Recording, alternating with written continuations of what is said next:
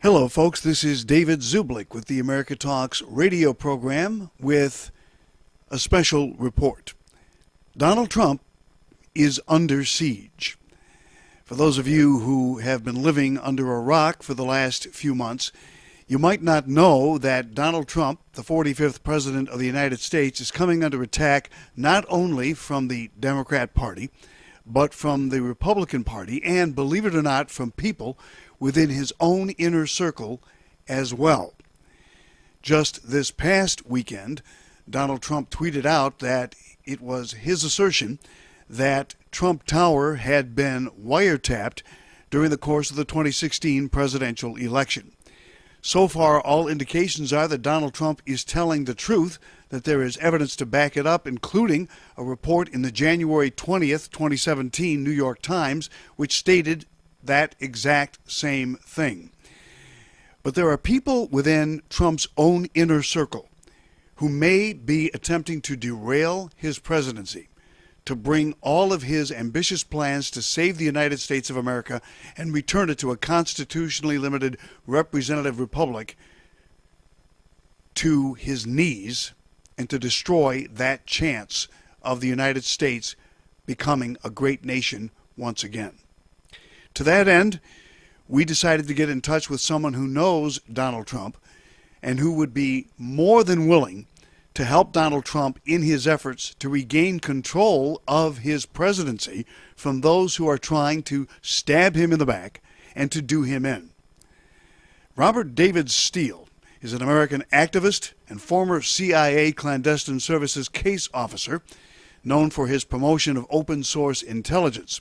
He was a candidate for the Reform Party's nomination for President of the United States back in 2012, and most recently had planned on running for the Libertarian Party presidency candidacy, but dropped out. He's also asserted that the shootings in San Bernardino, California, and the Charlie Hebdo attacks and the 9/11 attacks were false flags. I spoke with Robert David Steele recently, and he informed me that there is a coup, a deep state coup going on to derail Donald Trump's presidency. And not only was Trump Tower wiretapped during the course of the presidential election, it was Robert David Steele's assertion when I spoke with him prior to our interview that the White House itself right now is being bugged, and that if he were to meet with Donald Trump, it would have to be at Mar-a-Lago and certainly not at the White House. I began my interview of Robert David Steele by asking him about Donald Trump's military spending, his budget for the United States military, and his plans to cut back on government spending on everything else. Why was it wrong for Donald Trump, who campaigned on increasing the budget for the military while decreasing the budget for everything that he considered to be wasteful spending, why is it wrong for him to have asked for an increase in defense spending? Oh, David, that's an absolute wonderful question, particularly since I am among those who regard Donald Trump as our last best hope for restoring the Constitution and terminating the deep state. What really troubles me is that when Trump campaigned, he was very ignorant of the actual realities. The actual reality is that the Department of Defense cannot fight and win wars. The reality is that the Department of Defense is consuming 60% of the disposable budget of the entire federal government, 16% of the total budget.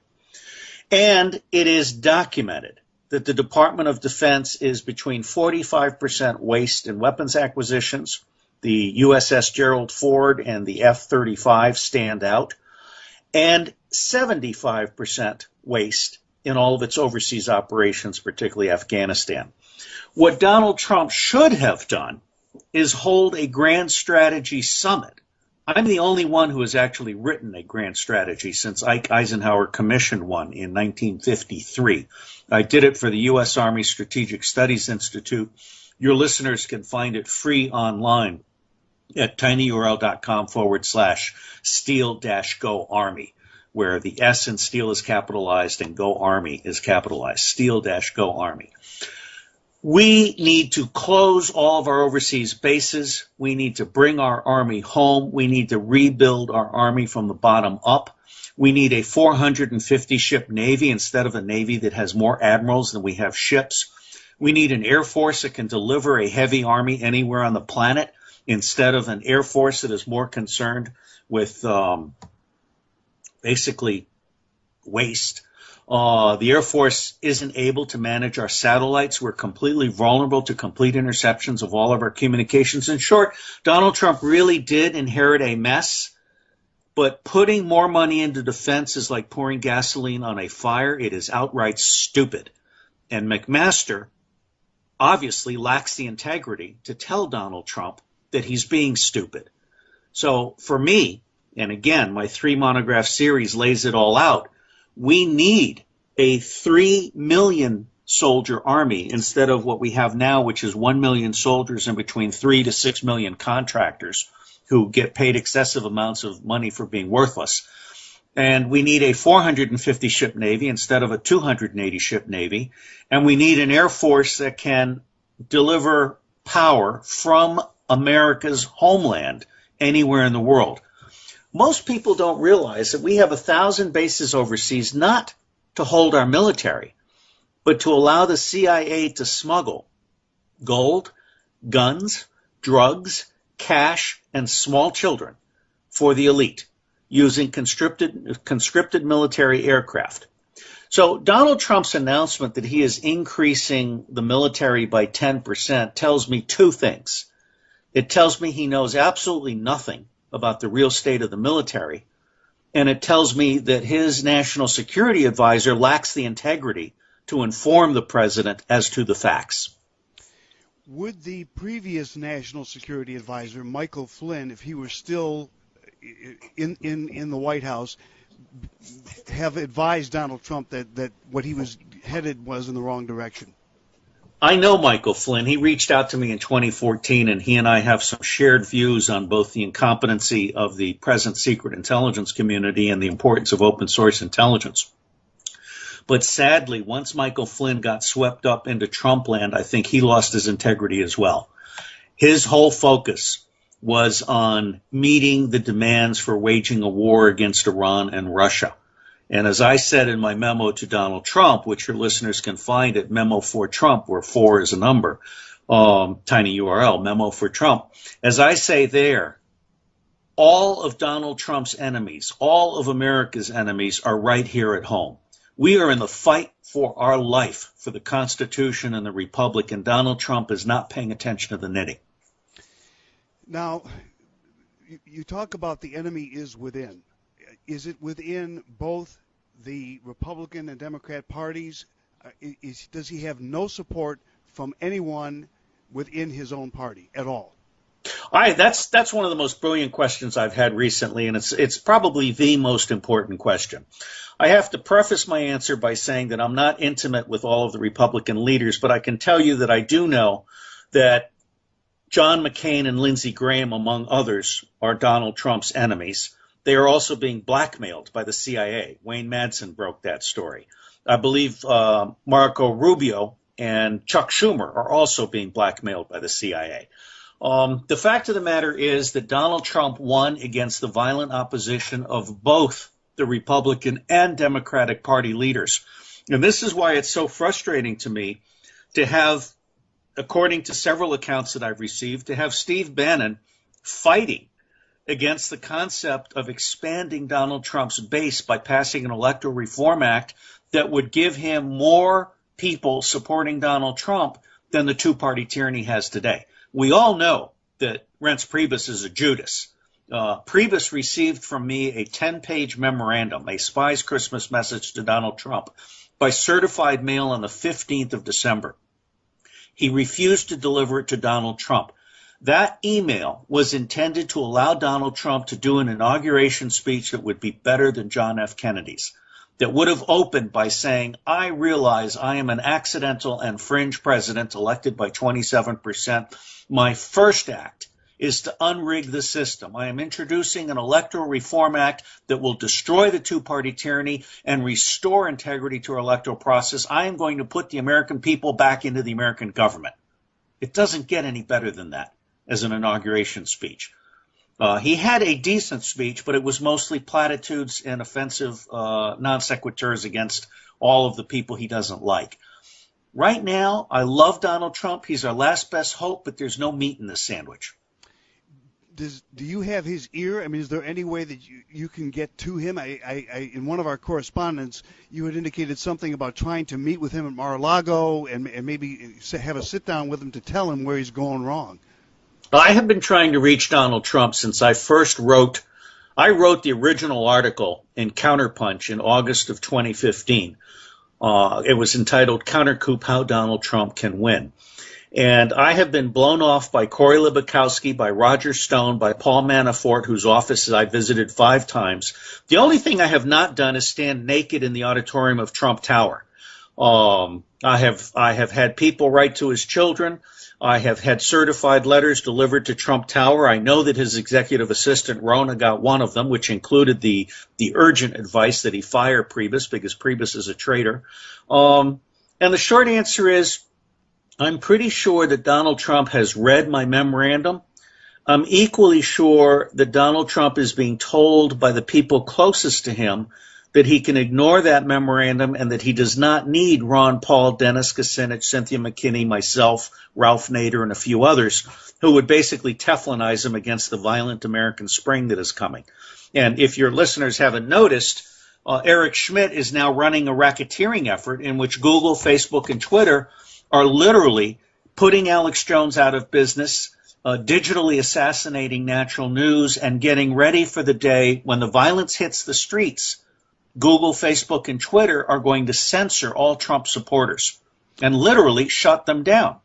Combine that with the impeachment efforts that are underway now by both Republican and Democratic leaders, and I would say Donald Trump is on the verge of being run out of office. I do not think he will make it to 2018.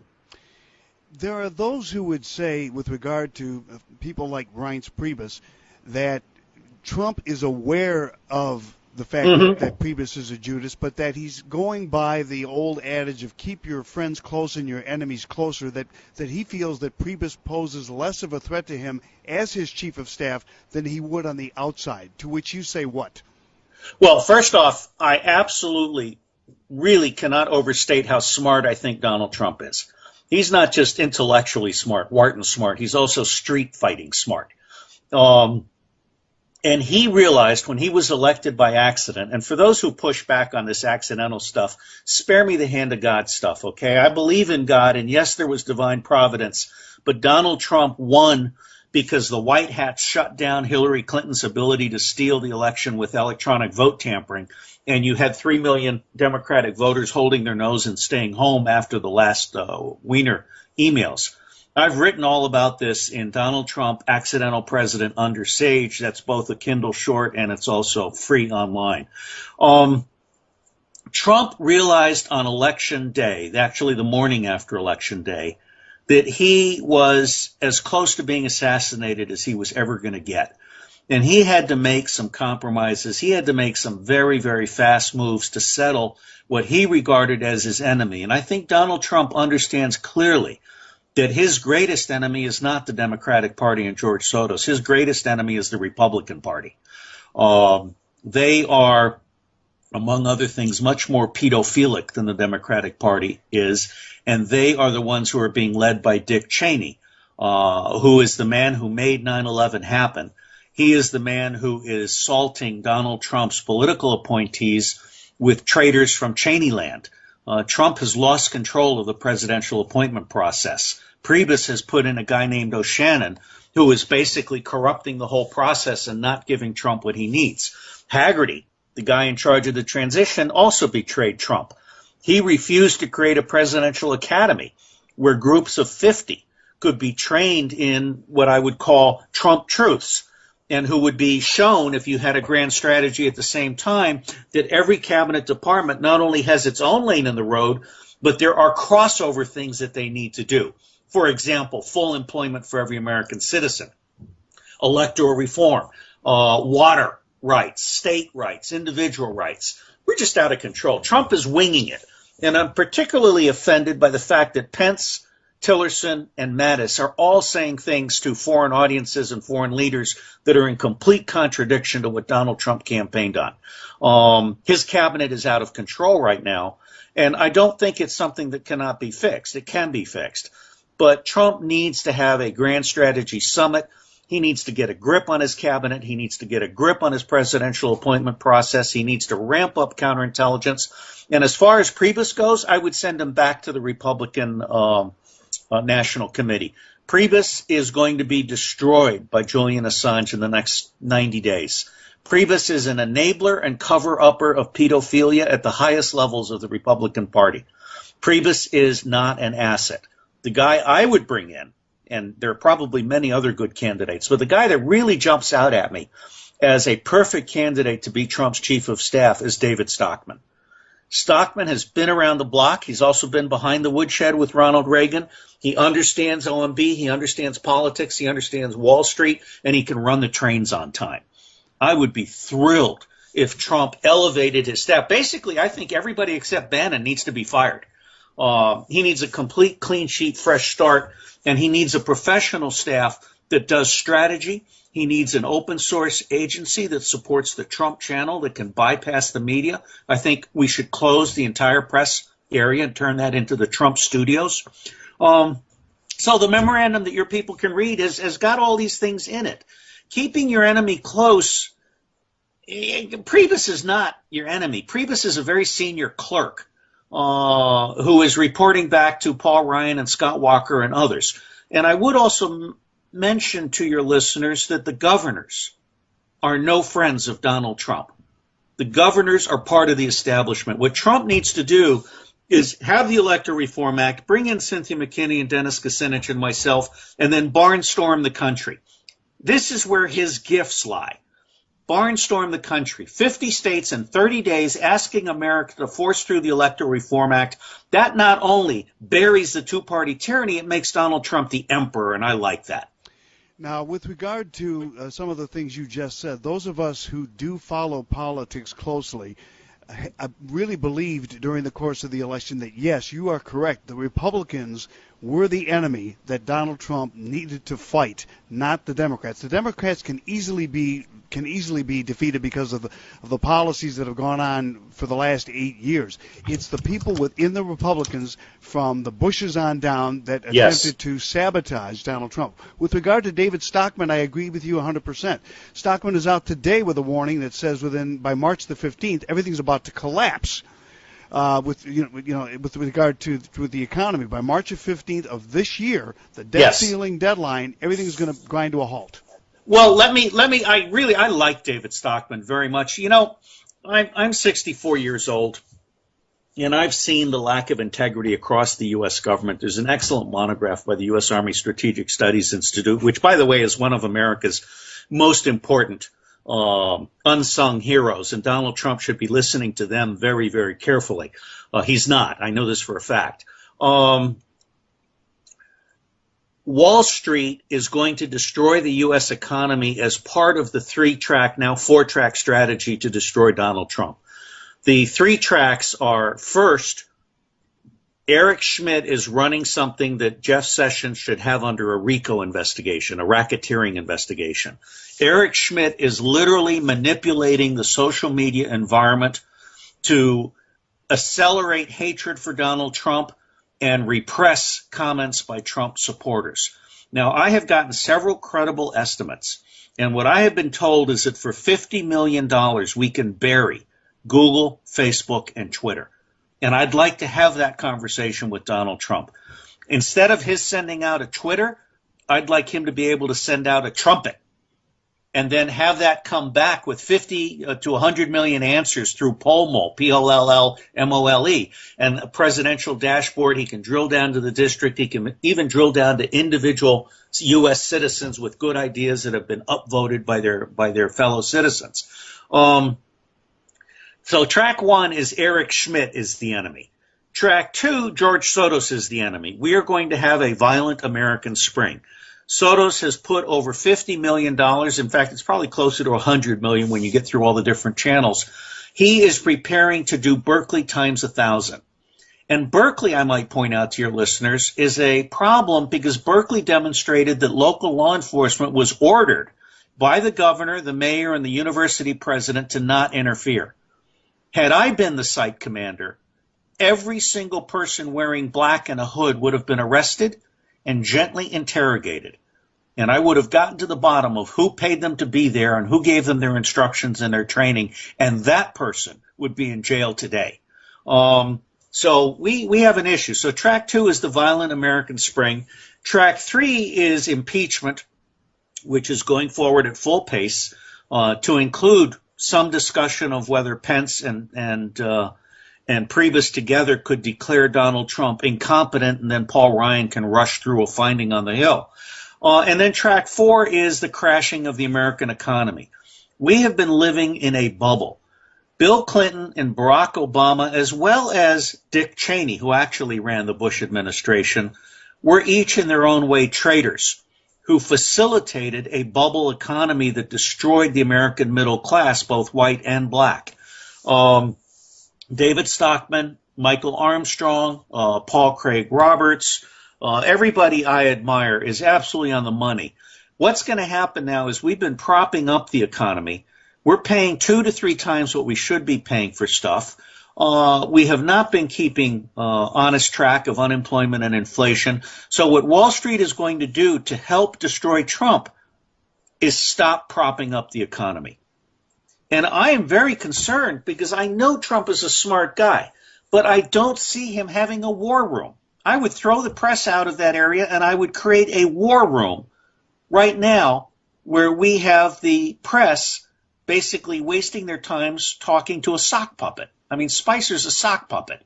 He should not be talking to the press. He should be coordinating questions from the press and then answers from people who actually know what they're talking about in 7-minute videos. And over time, that builds up the Trump mosaic on something other than YouTube, because we need to bury YouTube as well. YouTube is essentially censoring all of the critical commentaries on establishment pedophiles.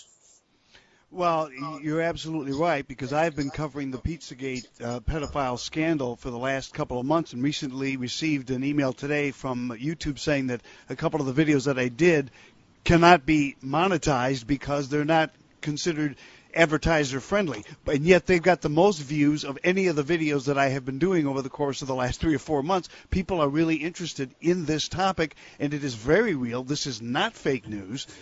I'm trying to drill down to the bottom of it, but David, you're an American hero and a serious journalist. I recommend you shift over to Steam It.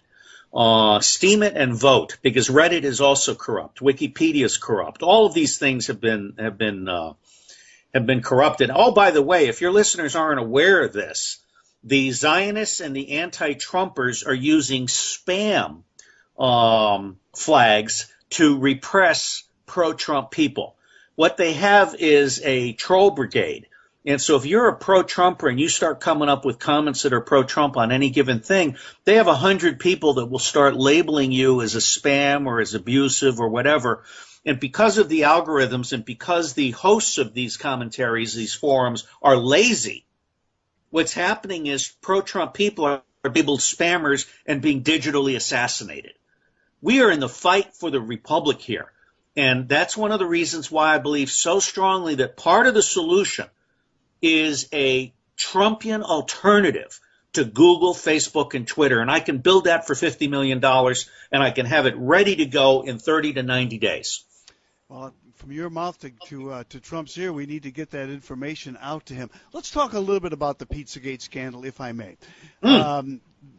You indicated that Reince Priebus is one of the biggest enablers and cover-up artists of this scandal going on in Washington. There has been everyone from Republicans, Democrats, inside, outside, the church, everyone, all saying it's fake news. But I know for a fact that something is going on here. From your perspective and from your incredible amount of knowledge, what do you know about this scandal that you can share with our listeners? Well, first off, I mean, I don't know if your listeners realize this. I'm the top Amazon reviewer for nonfiction reading in 98 categories. I have over 2,000 reviews. And I follow many, many things, including the Franklin scandal in Nebraska. Okay, we have pedophilia in every state of the country. It's worse in California, Massachusetts, and Washington, or the tri-state area, as well as Florida. But we have pedophilia everywhere. Pedophilia is the last veil. It's considered a privilege by the elites, and law enforcement has been instructed by governors and mayors time after time to turn a blind eye to pedophilia. One of the real reasons that people aren't allowed to know who the adoptive parents are of most children is because Child Protective Services is actually a criminal scam.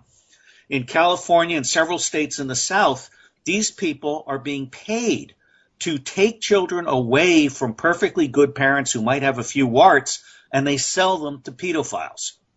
The FBI is a theatrical agency.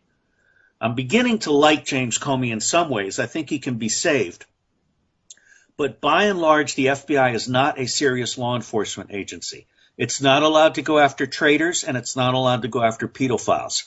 What I will say with absolute certainty is that pedophilia is deeply embedded among 20 to 25% of the Republican and Democratic leadership here in Washington, among the wealthiest bankers in New York, among the archbishops, some bishops, and many cardinals in the Vatican across the country. And of course, we have all of our pedophile priests. And we also have our pedophile wrestling coaches and so forth. Denny Hassert is a classic example of a wrestling coach to Speaker of the House pedophile. And he's one of the people that Reince Priebus covered up for. So we have issues here. And I believe that the emails that were leaked, I am one of the 30 people that called John Brennan of the CIA an outright liar. And I'm one of the 20 or 30 people that defended President Trump and made it clear that the Russians did not hack the election. The DNC was a leak. John Podesta was spoofed by a Romanian taxi driver. I've spoken out on that in multiple venues. And finally, the New York Police Department captured the laptop that showed clearly that not only was Hillary Clinton a traitor sending classified materials to IP addresses in Saudi Arabia and Qatar, and not only did it have emails showing she sold Syria and Yemen and Russian and American uranium to Russia for tens of millions of dollars, but it also demonstrated that Huma Abedin is probably a Saudi Arabian agent, a secret agent. And your listeners might find it interesting to know that Huma Abedin was introduced to Hillary as a very young girl. And Hillary Clinton fell in love with her instantly, and they have never been apart since. Think about that. Hillary Clinton has her own issues. It's not just Bill Clinton that's the deviant in the family. And we have been turning a blind eye to all of this. And the Bushes, of course, they're a crime family on their own. Papa Bush was present in Dallas for the assassination of John F. Kennedy. Jeb Bush, of course, stole the election from Al Gore, and Al Gore rolled over and played dead when Warren Christopher offered him $100 million. It's just a really god-awful mess. And so as much as I love Trump, this latest thing of his, oh, by the way, he started the pedophilia thing too soon. He and Jeff Sessions should have held off on the pedophilia thing until they first did the Electoral Reform Act and got the country behind them. Now what's happening is that the pedophilia thing has spooked the establishment, and the establishment has doubled down on its intent to destroy Trump in the next 90 days. Yeah, I agree with you. I do think that he started a little bit too soon. And I had people clamoring, saying, well, one of these arrests is going to take place. One of the things going to happen. And I kept saying, well, he's got to wait a little bit. And people are, now that Sessions finally gets approved as Attorney General, now when the arrests are going to happen. I said, wait a minute, maybe he's trying to move it at a pace which will allow him to thoroughly investigate this before he gets overwhelmed by other issues that are trying to bring him down. And I think you're absolutely right. That's what's happening here. Yes, absolutely. Absolutely. I mean, for me, Trump, I have no aspirations to be Trump's senior advisor. What I would like to do is run the Trump channel. And I realize that Brad Parscale is out there, but Brad is not thinking big enough. Brad just does not have the understanding of what it means to achieve 100% two-way communication all of the time. Well, Robert David Steele, I know that you have another appointment to go to. I want to thank you for a tremendous amount of information. With your permission, I would like to be able to call on you again from time to time, at your convenience, of course, to have you on to discuss whatever issues you want. I want to give you the widest possible audience. Once again, please promote your website and what you would like people to go to see right now. Well, the White House petition to have Ron Paul, Dennis, Cynthia, and myself meet Donald Trump is having 3 out of 4 votes stolen. Every 4 votes results in 1 vote being counted. So if your listeners will go to WH-unrig, all in capital letters, tiny URL, WH-unrig, and vote for that petition, that's certainly a help. I can always be found at robertdavidsteele.com. And you can subscribe free at phibetaiota.net, which is a blog that is very, very, very pro-Trump and takes no advertising. So I really don't care what Eric Schmidt thinks. Well, when we post this video and have this interview aired on our radio show, we will post the links on our website to everything that you have here. We'll get people to your website. We'll get people to sign the petition. And we will continue to do our best to help Donald Trump overcome what is obviously a tremendous coup underway to derail his presidency right now. Thank you very much. Well, thank you for being with us, David. I appreciate it. Robert David Steele, thank you for being with us. We appreciate it. All right. Bye-bye. Bye-bye. Some fascinating information from Robert David Steele. Hope you enjoyed that interview.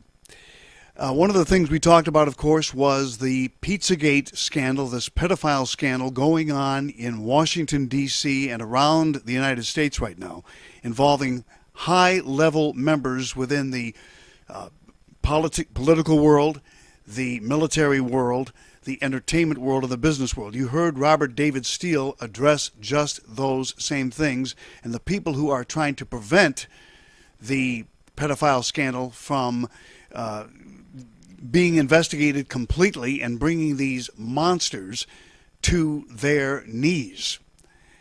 Now, there's a lot of difficulty following all of this Pizzagate stuff. There's a lot of information out there. Some of it is conflicting. And there's also the element of the timeline. When did this all start? Well, it started with WikiLeaks documents, which began, during the course of the presidential campaign last fall, and went right up through the present moment where we're starting to see some people actually being arrested for pedophilia and for this horrible scandal. But the big names, the big level people, need to be brought to their knees. Now, hopefully some of the people being arrested in this will eventually squeal, and give these high-level individuals away. My understanding is that is in process right now. But for those of you who don't know the entire story of Pizzagate from its inception to the present time, what I'd like to put into your hands is a special report that I have on Pizzagate. It's a 60-plus page report, profusely illustrated, that has the entire timeline of Pizzagate from its inception to the present moment. It has names, it has photographs, it has documentation, it has links, it has everything you need to be completely informed, up to the minute, and in the know about the Pizzagate scandal. I would like to get that report to you if you'd like a copy of it. How do you get one? Well, all you got to do is go to any one of our 3 websites, americatalks.com, truthunsealed.com, or darkoutpost.com, and click the banner ads at the top of the page to go to foodforliberty.com/David Z. Food for Liberty is a company that we have partnered with. They sell delicious, nutritious, storable food which you can eat and enjoy with your family right now. They also sell water filtration systems, probiotics, nutrients, camping gear, survival supplies, everything you need to keep yourself and your family protected. Again, this food is delicious. It's made by Numana Foods, and you can enjoy it now. But in the event of an emergency, and we've seen a lot of civil unrest in this country, the riots, the college campuses, the shutting down of free speech, in the event something were to happen, whether it be that sort of situation or even a natural disaster, and you couldn't get to the grocery store to buy food, or the grocery store was cleaned out, what would you do? Well, if you had this food on hand from Food for Liberty, it would stay good for up to 25 years, and you'd have it on hand to provide for yourself and your family. So here's what I want you to do. Go to our websites, americatalks.com, truthunsealed.com, or darkoutpost.com, and click the banner ads at the top of the page to go to foodforliberty.com/David Z. Make a purchase. If you make a purchase of $25 or more and then send me via email to americatalks@hotmail.com, that's americatalks, all one word, at hotmail.com. If you'll email me your receipt for that $25 or more purchase, I will send you this 60-plus page comprehensive report on Pizzagate. Now, there's another way you can get this report if you don't want to make a purchase from Food for Liberty. You can also go to any one of our three websites again, americatalks.com, truthunsealed.com, or darkoutpost.com. Go to the right side of the page, scroll down a little bit. You're going to come to a donate button. If you will donate to us $25 or more, we will also send you that same report if you send us a copy of the receipt via email showing that you made that donation. So those are two ways you can get a copy of this comprehensive Pizzagate report. Now here's another incentive. What do you know about Barack Obama? What have you heard about the fact that he may not be a straight heterosexual male, that he may be a homosexual male who engaged in illicit and untoward behavior with several gay friends? What have you heard about Michelle Obama, his alleged wife, and the fact that she might have been born not a woman, but a man? What have you heard about the Obama's daughters, Sasha and Malia, who some say are not their natural children but were adopted? Well, there is a report called Who Are the Obamas? And I have a copy of that report. It's 16-plus pages of information about the background of the personal lives of the Obamas. If you would like a copy of that report, in addition to the Pizzagate report, all you have to do is make a $50 purchase from foodforliberty.com. Same way, go to our websites, americatalks.com, truthunsealed.com, or darkoutpost.com. Go to the banner ads at the top of the page, make a $50 purchase. I'll send you both reports. Or you can make a $50 donation to us via our websites, americatalks.com, truthunsealed.com, and darkoutpost.com. I will send you these two reports. If you'll show us that you have either made a donation or made a purchase, we'll get those to you post haste. All right. This is a reminder. Please like our Facebook page, facebook.com/David Zublick, facebook.com/DavidZublick. Follow me on Twitter at America Talks. Subscribe to our YouTube channel at youtube.com/David Zublick. And listen to our radio show every Saturday morning, 9 a.m. to noon Eastern. You can watch and listen to it directly from our website at americatalks.com. Just go to the radio page. This is David Zublick with the America Talks radio program. Fascinating information from Robert David Steele. Spread this information far and wide.